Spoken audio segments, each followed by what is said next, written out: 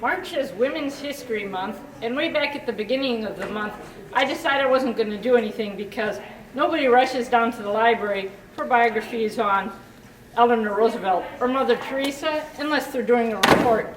So I wanted to get something that you guys was going to hook you into reading and get you to read. So I skipped over it. But then I realized that in my heart, I believe that men and women are like the wings of a bird. And unless they're equal, the bird is never going to fly right. So really, women have contributed a lot to society, and I think we need to highlight that. So this week's book talk is all things girls, but boys, you're free to check this stuff out too. So naturally, we have books about queens and princesses and the founding mothers. And of course, we have some nice history books.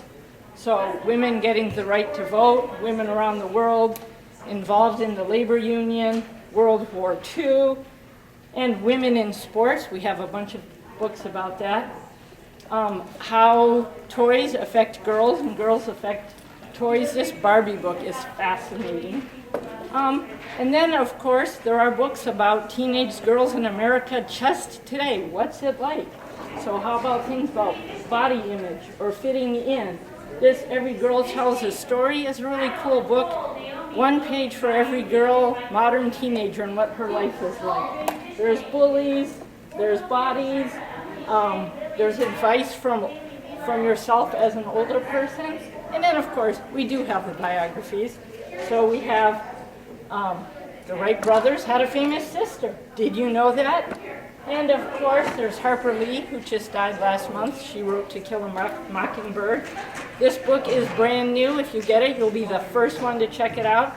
This is about Nellie Bly, 10 Days a Madwoman, who was one of the first women reporters and one of the first reporters to ever go undercover. So she went undercover in an insane asylum at the turn of the last century and exposed what horrible places those were. And then, of course, we have infamous women like Lizzie Borden, also a brand new book. So if you want the inside story about what really happened between Lizzie Borden and her parents, come check this out. It's a fascinating true account that reads like a novel. Another true book that reads like a novel is Terrible Typhoid Mary.